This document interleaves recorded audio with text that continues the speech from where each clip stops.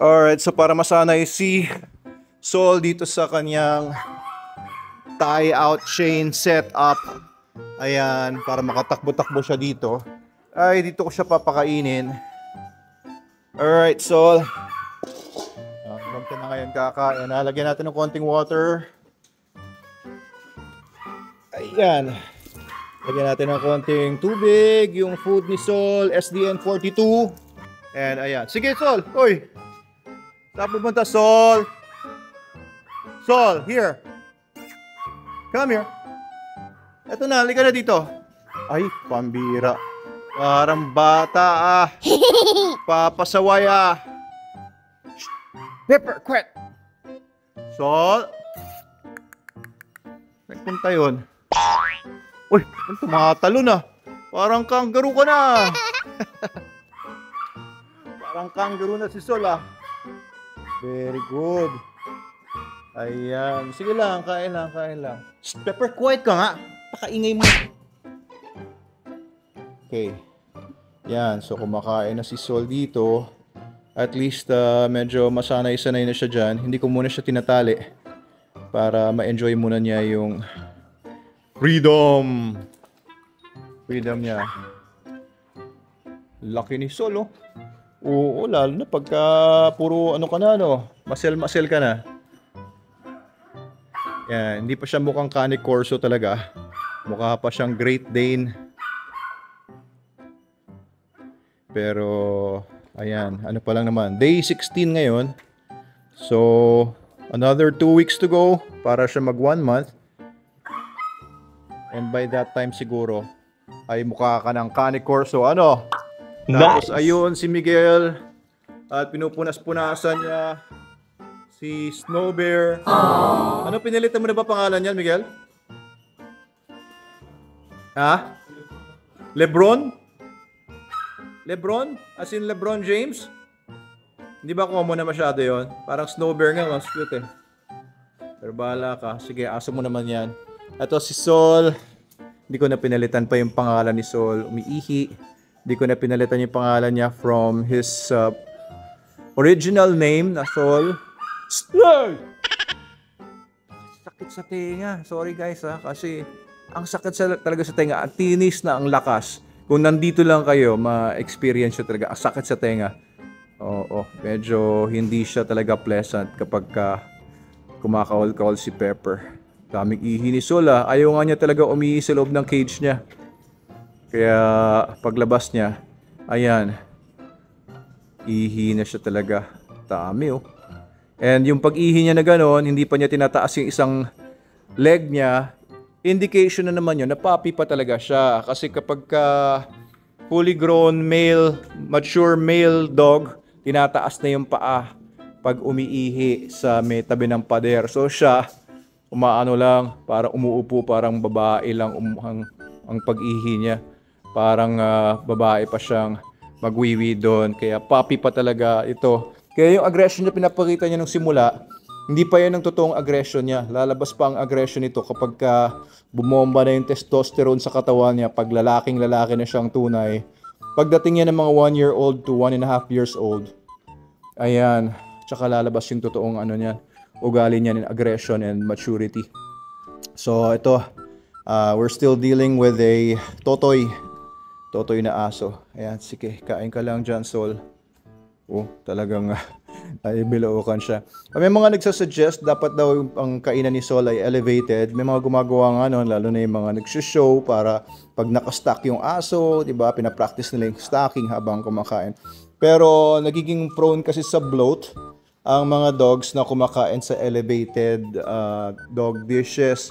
Mas prone sa bloat and hindi kasi natural, ano yun, hindi natural way ng pagkain ng mga dogs yun. Talagang yung natural para sa kanila is kumakain sila sa baba. Oops, pupup si Sol. Pause muna natin. Okay, harap ko lang muna sa akin yung camera. Describe ko na lang sa inyo kasi ito yung binabantayan ko sa kanya, di ba? Ginagamot ko siya ngayon ng antibiotics para sa kanyang protozoal infestation. Yun ang aking suspect diagnosis dito kay Sol. And medyo ano nga, kagaya ng sinabi ni Mrs. kanina, siya kasi naglinis ng umaga, mas nauna siya sa akin magising. Medyo buo-buo na yung poops ni Sol, pero may parts pa rin na medyo soft. Sol!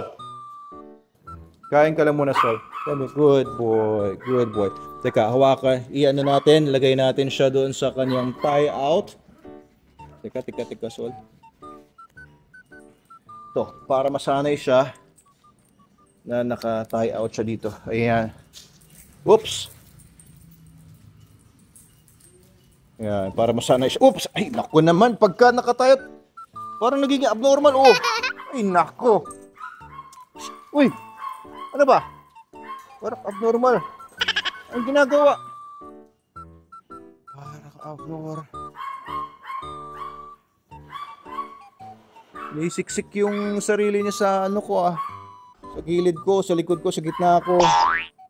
Parang takot na takot siya dun sa tie-out chain. Yan, eh, dapat masanay lang siya. It's okay, Sol. Good boy. It's okay.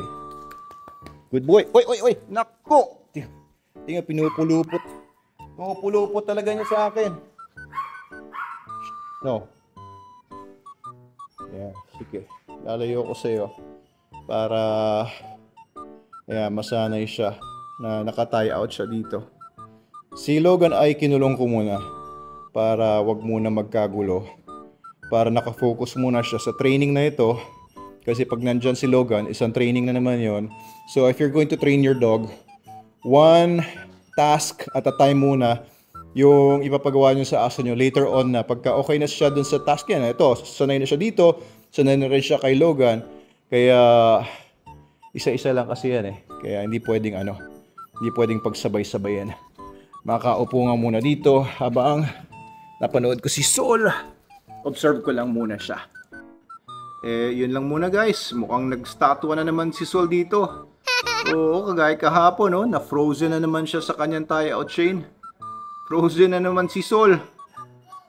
Parang kakabnoy. Ano, Sol? Frozen siya, oh. No, same reaction as yesterday. Nung tinayawat ko siya, kung ano-ano pinupulupot sa akin, pumapa sa ilalim sa akin, tapos biglang na-frozen siya na ganyan. Yan talaga yung normal reaction niya, oh. Frozen siya, oh. Parang naglo-loading yung utak niya. What's happening to me? What's happening to me? What's happening? Sol? Grabe ka, Sol. Katuwa ka naman. Yan lang muna, guys. Hintayin ko lang to makaubos ng pagkain niya. Tapos, ikulong ko ulit siya. After siguro more than 30 minutes. Pakawalan ko si Logan. Check ko mamaya. Okay, yun lang muna. Signing off. Grabe guys. Siguro mga 15 minutes na to. Talagang hindi siya umalis doon sa pagkakatayo niya, oh. Kanina pa ako nag-aabang dito. 15 minutes na talaga. Nakatayo lang siya. Sabi ko kay Adam, pakawalan niya si Logan. Ayan, pinapakawalan na si Logan. Titignan ko kung ano maging reaction niya ngayon. Ay, Logan. Pinakawalan ka na ni Adam. Sige, laro na kayo ni Sol. Ayun si Sol. Oh, statwa eh. Hindi statwa yan. Si Sol yan. Oh, talagang hindi siya gumagalaw eh. Ganyan lang talaga siya. Anong nangyari sa'yo? Nagpunta doon si Logan. Ayaw niya puntahan si Sol. Siguro nadala nung pinagalitan ko siya nung inaaway niya si Sol. Ngayon ayaw na niya. Iniiwasan na niya. Or dahil nawiwirdohan siya dito kay Sol. Nakastatwa lang talaga eh, oh. Hindi niya ginagalaw yung sarili niya kahit mga paa niya, oh. Ay, nangyari sa'yo, Sol. Sol! Come here, Sol. Sol! Come here, Sol. Sol. O, yan na si Lolo Logan. Anong gagawin niya? Sige, tignan natin kung anong magiging interaction nila. Lolo Logan tsaka ni Sol statwa. Lolo Logan. Ayan, umihi muna si Lolo Logan sa inihian ni Sol. Yan talaga ugali niya. Iniihian niya yung inihian ng ibang aso. Yan lang talaga si Sol, oh. Well, yan lang siguro.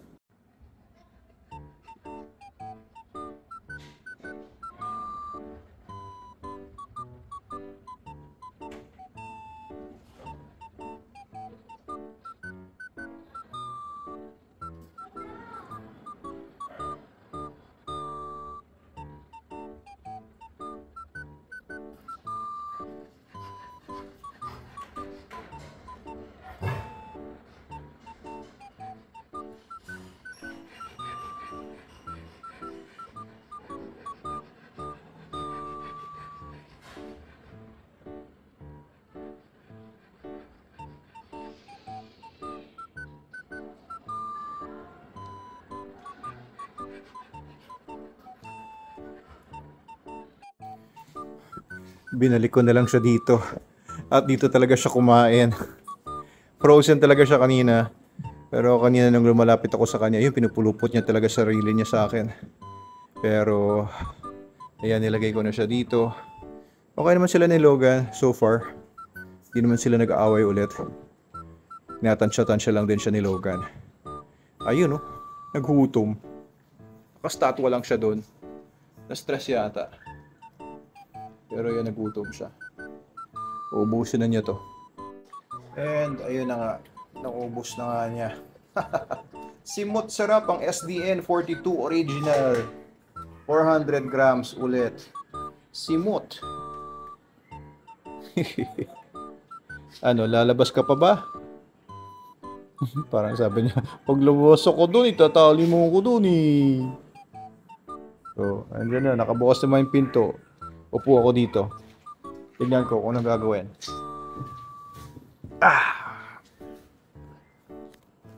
Oh. Doon na siya. Ayaw na niya lumabas.